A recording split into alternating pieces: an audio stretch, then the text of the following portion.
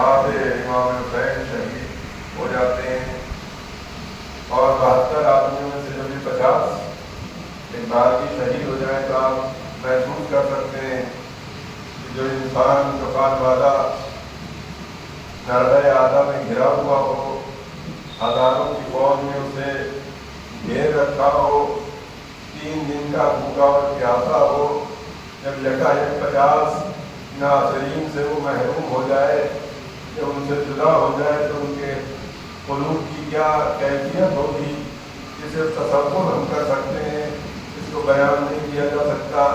الغرض اس کے بعد میں امام حسین علیہ السلام ہیں، جناب عباس ہیں، جناب علی اکبر ہیں، جناب قاسم ہیں، جناب محمد ہیں، ایک ایک اعزاء اور اقارب میں سے ایک اصحاب و انصار میں سے جو بچے ہوئے تھے وہ شہادت کا جام نوش کرنے کے لیے آپ سے اذن طلب کرتے ہیں۔ ایک مرتبہ جناب حر آپ کی خدمت میں آتے ہیں اور یہ عرض کرتے ہیں کہ پہلے میں جاؤں گا۔ بہرحال امام حسین علیہ السلام روکتے ہیں کہ تم ہمارے مہمان ہو، لیکن حر بھی محسوس کرتے تھے کہ ان حالات میں مہمان ہونے کے کیا معنی ہے۔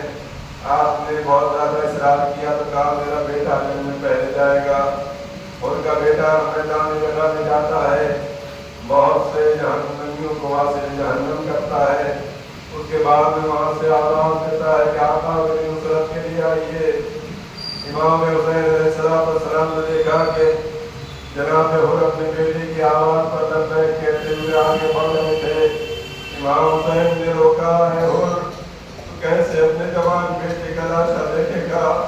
میں کہوں گا آقا اس وقت آپ حر کو روک لیجیے، لیکن عصر کا ہنگام ہوگا، علی اکبر ہوں گے، آپ پر وہاں سے سلام بھیجیں گے، آپ کس طریقے سے اس جگہ پر پہنچیں گے جہاں علی اکبر لگا رہے ہوں گے؟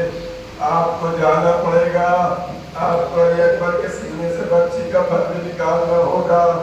الغرض جناب حر کا بیٹا گیا، اس کے بعد جناب حر خود گئے، ایک کے بعد ایک شہید ہوتے رہے۔ امام حسین علیہ السلام ان سب کی لاشوں کو اٹھا کر مختلف سے خیام حسینی ملا کر رکھتے رہے۔ ہاں ابھی ساتھ دینے والوں میں جناب عباس بھی تھے، جناب محمد وغیرہ بھی تھے، لیکن ایک وقت ایسا آیا کہ امام حسین علیہ السلام قاسم کی لاش کو ملا چکے، جناب علی اکبر کو امام حسین جناب زینب کے حوالے کر چکے، اور ایک مرتبہ جناب عباس آپ کے سامنے آ کر کھڑے ہو جاتے ہیں، اے آقا مجھے لڑائی کرنے کی اور رن میں جانے کی اجازت دیجیے۔ امام حسین علیہ السلام ابھی تک جناب عباس کو میدان میں جانے سے روکتے رہے تھے، اور ایک جملہ فرماتے تھے کہ عباس تم تو علمدار لشکر ہو، تم اگر چلے جاؤ گے تو لشکر کا کیا ہوگا؟ ایک مرتبہ جب اس آخری منزل میں جناب عباس تشریف لاتے ہیں تو امام حسین علیہ السلام کے پاس اس جملے کے علاوہ کوئی بھی جملہ نہ تھا۔ جیسے ہی امام حسین نے فرمایا کہ تم تو علمدار لشکر ہو، راوی کہتا ہے کہ عباس نے ایک مرتبہ داہنی جانب دیکھا، ایک مرتبہ بائیں جانب دیکھا، سامنے نگاہ ڈالی، پیچھے نگاہ ڈالی، اس کے بعد فرمایا تھا وہ لشکر اب کہاں ہے جس کا وہ سردار تھا؟ امام حسین علیہ السلام کے پاس کوئی جواب نہ تھا۔ ایک مرتبہ قدرت نے آپ کی مدد کی، خیام حسینی سے گریوں بکا کی آوازیں آنے لگیں، کچھ آوازیں ایسی آئیں، امام حسین نے جناب عباس کو متوجہ کیا، عباس یہ کوئی کیسی آوازیں ہیں؟ جناب عباس نے فرمایا کہ آقا یہ سکینہ اور ان کے ساتھ کے بچوں کی آوازیں ہیں، الاتش کی آوازیں ہیں، 3 دن سے انہوں نے پانی نہیں دیا ہے، بس امام حسین علیہ السلام کو موقع مل گیا۔ اے عباس کیا ایسے حالات میں تم جنگ لڑنے کے لیے جاؤ گے؟ جاؤ سکینہ کی پیاس کا بندوبست کرو۔ جناب عباس نے سر جھکایا، خیمے پر تشریف لائے، آواز دیے سکینہ، اے سکینہ اپنی مشق لے کر آؤ۔ بچے جناب سکینہ کے ساتھ دوڑ کر جناب عباس کے پاس آ گئے. جناب سکینہ نے بچوں کو ڈھال بنائی. اب میرا چچا پانی لینے کے لیے جا رہا ہے, اب ضرور پانی مل جائے گا. جناب سکینہ نے اپنی مشق کی. جناب عباس مشق لے کر چلے, نہر فرات کی طرف پڑھے, مجمع کائی کی طرف بڑھتا چلا گیا. جناب عباس نے گھوڑا دریا میں ڈال دیا, مشق بھری.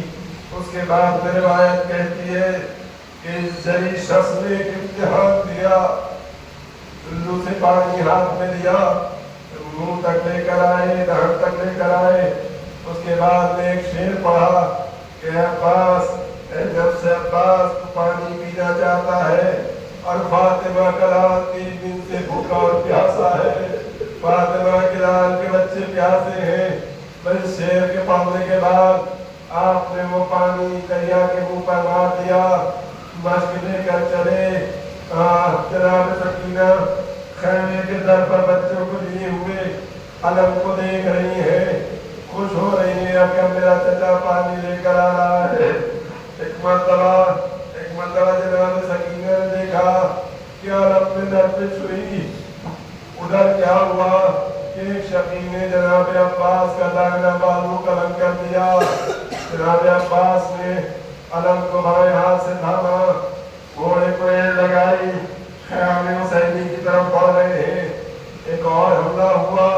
جناب سکینہ نے پھر دیکھا کہ علم کو دوبارہ لفظ چھوئی, لیکن اب عباس کا دوسرا بازو بھی قلم ہو چکا تھا. اب آپ اور آگے بڑھتے جا رہے ہیں. آرزو و تمنا یہ ہے کہ کسی طریقے سے یہ پانی پیاسے بچوں تک پہنچ جائے, خیام حسینی تک پہنچ جائے. ایک مرتبہ ایک تیر چلا. جناب سکینہ کی مشق چھڑ گئی, پانی بہ گیا. پانی کا بہنا تھا کہ عباس کی آرزو ٹوٹ گئی. ایک مرتبہ گھوڑے کو دوبارہ سے دریا کی طرف موڑ دیا. کچھ ہی دور چلے تھے کہ ایک تیر آنکھ میں پیوست ہو گیا. اب عباس کو کچھ دکھائی نہیں دے رہا, ہاتھ نہیں ہے. آپ تصور کر سکتے ہیں کہ جب کسی کی آنکھ میں ذرا سا بھی کوئی ذرہ چلا جاتا ہے تو انسان اپنے ہاتھ سے آنکھ کو صاف کرتا ہے. عباس کی مجبوری کس طریقے سے آنکھ کو صاف کرے. ایک مرتبہ آپ نے اپنے سر کو جھکایا, گھٹنوں کو اوپر لا کر تیر کو پکڑ کے کھینچنا چاہتے تھے کہ ایک شقی نے آپ کے سر پر گول مارا. جناب عباس گھوڑے سے نیچے تشریف لائے. تصور کیجئے کہ جب کوئی شخص نیچے زمین پر گرتا ہے کسی بلندی سے تو سب سے پہلے اپنے ہاتھوں کو ٹیک لیتا ہے. آنکھ میں تیر پیوست ہے, شانے قلم ہو چکے ہیں, سر پر بھاری گرد لگ چکا ہے. عباس کس طریقے سے زمین پر تشریف لائے ہوں گے اس کو بیان نہیں کیا جا سکتا. بس ایک آواز بلند کی, اے آقا میری مدد کے لیے آئیے. امام حسین علیہ السلام نے اپنی کمر کو پکڑا. ایک شعر پڑھا جس کا مفہوم یہی ہے کہ علی اکبر کے مرنے سے میری آنکھوں کی بینائی جاتی رہی, تمہارے مرنے نے میری کمر توڑ دی. امام حسین نے اپنے آپ کو جناب عباس کی لاش تک پہنچایا. ابھی جناب عباس کے جسم میں روح باقی تھی. ایک مرتبہ جناب عباس نے امام حسین کی خوشبو محسوس کی.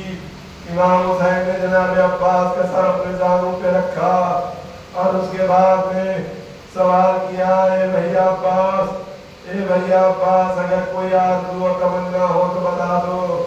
جناب عباس فرماتے ہیں, آقا میری ایک آنکھ میں تیر پیوست ہو چکا ہے, ایک میں خون جمع ہے, مجھے کچھ دکھائی نہیں دے رہا.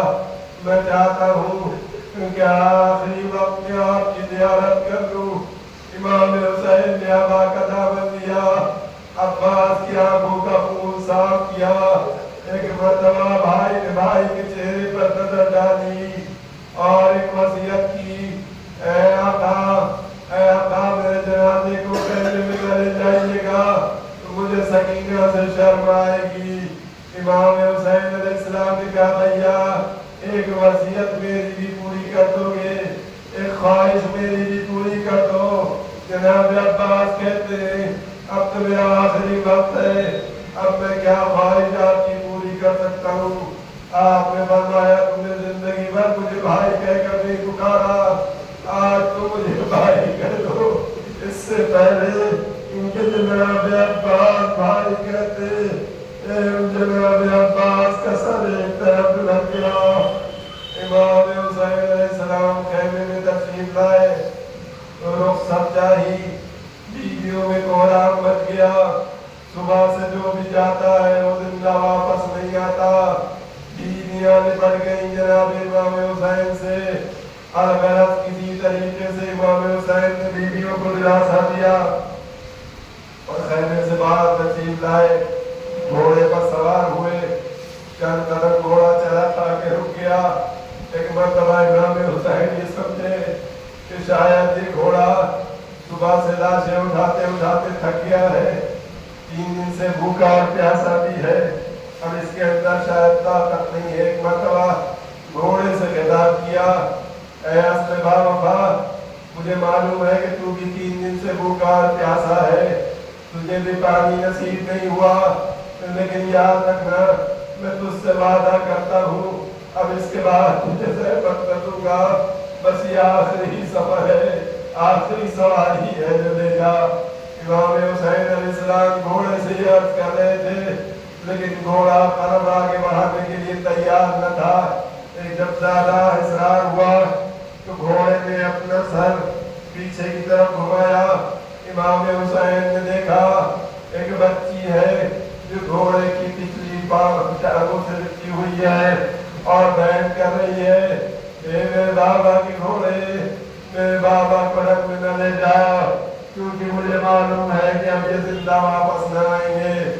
इमाम हुसैन अलैहिस्सलाम घोड़े से नीचे उतरे, जनाब सकीना को आगोश में लिया, ए बेटा ये मर्जी इलाही है, मशीयत इलाही का हुक्म ये है कि मैं शहादत का जाम नोश कर लूं, तुम क्या खेमे में जाओ। जनाब सकीना कहती है मुझे मालूम है कि आप भी शहीद किए जाएंगे, लेकिन एक ख्वाहिश पूरी कर दीजिए बाबा, मैं आपके सीने पर सोया करती थी, अब आपके बाद कैसे मैं गुजारूंगी, आखिरी बार मुझे मौका फराहम कर दीजिए। तारीख लिखती है कि ये बूढ़ा बाप, ये खस्ता तन बाप उसी जलती हुई जमीन पर लेट गया, जनाब सकीना को अपने सीने पर लिटाया। इसके बाद तारीख कुछ नहीं कहती कि इमाम हुसैन कितनी देर तक जनाब सकीना को अपने सीने पर लिटाए रहे, लेकिन अलगरज जनाब सकीना को जुदा किया। मैदान में आए, एक बड़ा हमला किया, फौजों में तनातुम मच गया और सबने कहना शुरू कर दिया जब ये जंग अली के बेटे की जंग है, अब कोई जिंदा न बचेगा। इसी दरमियान एक आवाज आई, या अय्युहन नफ्सुल मुतमइन्ना इरजी इला रब्बिकी रादियतन मर्दिया वदखुली इबादी वदखुली जन्नती। ए नफ्स मुतमइन्ना, तेरा रब तुझसे राज़ी, तू अपने रब से राज़ी, तू अपना इम्तिहान दे चुका, अब आ जा, परख कर आ जा, अपने मेरे खास बंदों में शामिल हो जा और अपनी जन्नत में दाखिल हो जा। इमाम हुसैन ने हातिफ की ये सदा सुनी, तलवार को म्यान में रखा, बस तलवार को म्यान में रखना था कि हमले होने लगे। इमाम हुसैन अलैहिस्सलाम ने एक बार आवाज़ इस्तग़ासा बुलंद की, हल मिन नासिरिन यंसुरुना, हल मिन मुगीसिन युगीसुना, अरे है कोई तुम में से जो मेरी मदद करे, है कोई जो मेरी नुसरत के लिए आगे आए। हाँ, उनकी तरफ से कोई जवाब न आया।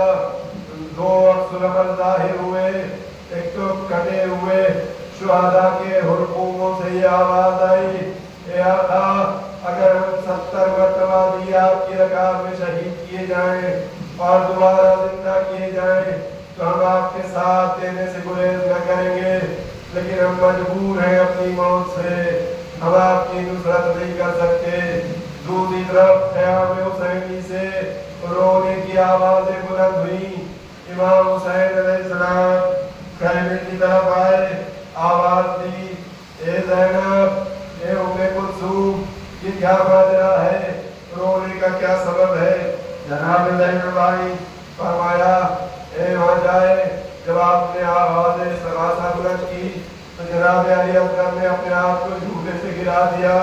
میں کہوں گا ہاں ہاں, جناب علی اصغر کو وہ وعدہ یاد ہے جو جناب صغرا کی آغوش سے آتے ہوئے مدینہ میں آپ نے فرمایا تھا. جناب امام حسین سمجھ گئے, لیکن اب مجبوری یہ تھی, حالات ایسے تھے کہ اس 3 دن کے بھوکے اور پیاسے بچے کو ماں کی آغوش سے لے کر شہادت کے لیے کس طریقے سے لے کر جائیں. بس آپ نے یہ فرمایا اے رباب اس بچے کو مجھے دے دو, تو میں اشقیاء کے سامنے لے کے جاتا ہوں. شاید ان میں کوئی صاحب دل ہو جو اس بچے کو چند قطرے پانی کے پلا دے. جناب رباب نے بہت مطمئن ہو کر اس بچے کو امام حسین کے حوالے کیا. امام حسین علیہ السلام بچے کو آغوش میں لے کر باہر نکلے. آفتاب کی تمازت اتنی زیادہ تھی کہ امام حسین سے برداشت نہ ہوا. آپ نے ابا کا دامن بچے کے اوپر ڈال دیا اور لے کر آپ آگے بڑھتے تھے.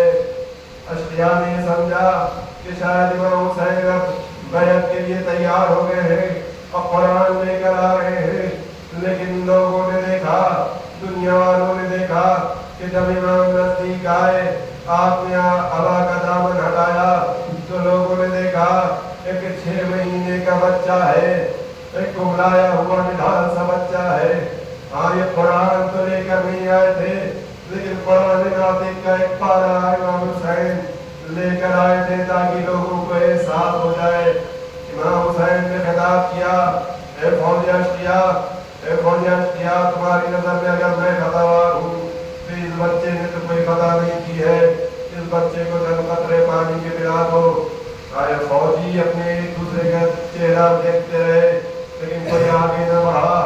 امام حسین نے ایک اور آزمائش کی. آپ نے فرمایا کہ شاید تم یہ سمجھتے ہو کہ میں اس بچے کے رحم سے خود پانی پیوں گا اور تم سے جنگ کے لیے آمادہ ہو جاؤں گا. نہیں, ایسا نہیں ہے.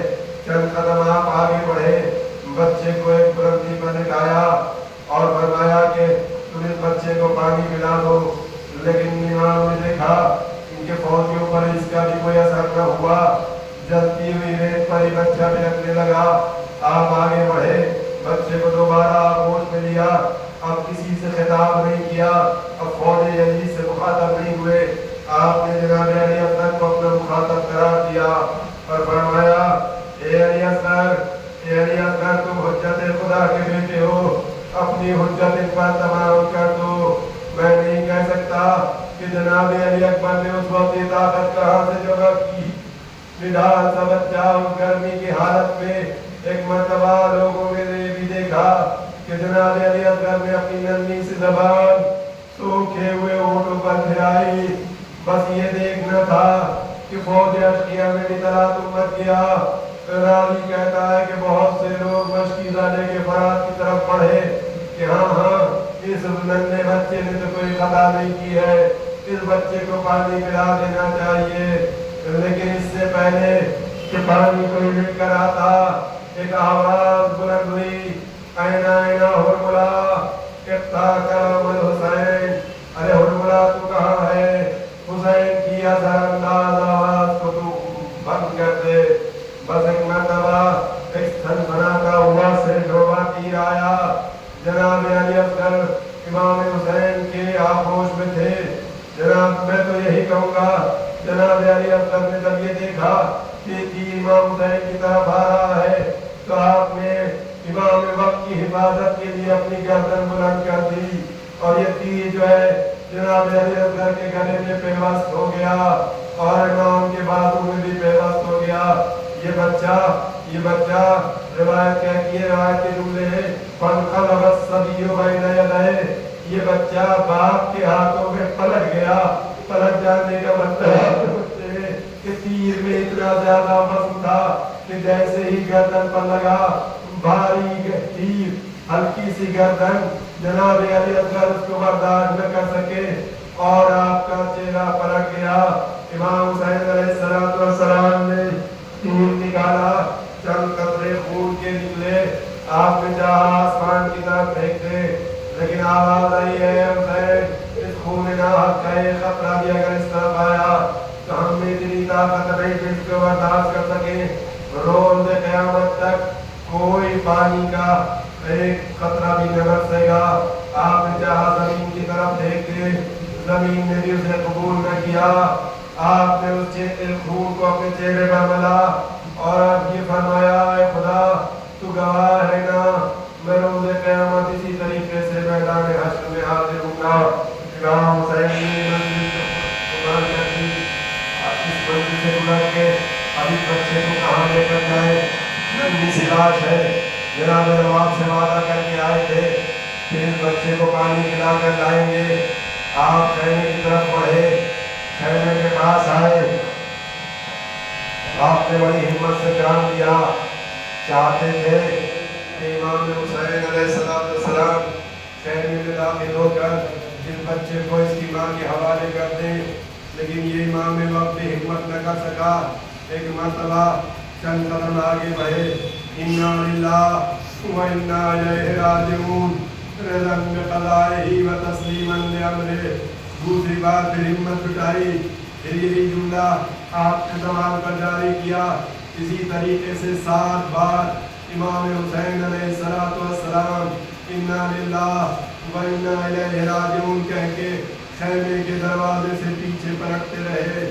اور یہ آواز خیموں تک پہنچ گئی۔ بیویوں نے دیکھا کہ جناب امام حسین کے ہاتھوں میں بچہ نڈھال پڑا ہے۔ جناب رباب کی نگاہ گئی تو جناب رباب فرماتی ہیں، اے میرے بچے، کیا تمہارے جیسے بھی بچے سے بھر کیے جاتے ہیں؟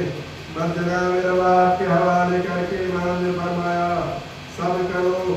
میدان ودا میں دوبارہ سے آئے، دوبارہ سے حملے شروع ہوئے۔ آپ پڑھی کے بعد دیگر حملے ہوتے رہے۔ کوئی تیر سے وار کر رہا تھا، کوئی شمشیر چلا رہا تھا، کوئی نیزے چلا رہا تھا، اور جس کے پاس روایت میں ہے کہ کوئی ہتھیار نہیں تھا، وہ اپنی گودوں میں پتھر بھر کر لے کر آیا تھا۔ وہ امام حسین علیہ السلام کے اوپر برسائے جا رہے تھے۔ بس ایک وقت وہ بھی آیا کہ زارو نظارو تشنو مجروح ناتواں، ساکت کھڑا ہوا تھا وہ لاشوں کے درمیان۔ اتنا نہ تھا کہ حق تیرے باقت سے کام لے، اور گرنے لگے اگر تو کوئی بڑھ کے تھام لے۔ گھوڑے نے یہ محسوس کیا کہ اب امام حسین سے سنبھلا نہیں جا رہا، اپنے آگے کی دونوں ٹانگوں کو موڑا، زمین پر رکھا۔ امام حسین نیچے زمین پر تشریف لائے۔ ارے بڑا آسان ہے یہ کہنا کہ امام حسین زمین پر تشریف لے آئے، لیکن جس کے بدن میں سینکڑوں تیر چبھے ہوئے ہوں، جب وہ زمین پر گرے گا تو اس کی کیا کیفیت ہوگی۔ بس جیسے امام حسین نیچے تشریف لائے، ایک ہجوم ظالموں کا بڑھا سر کو تن سے جدا کرنے کے لیے۔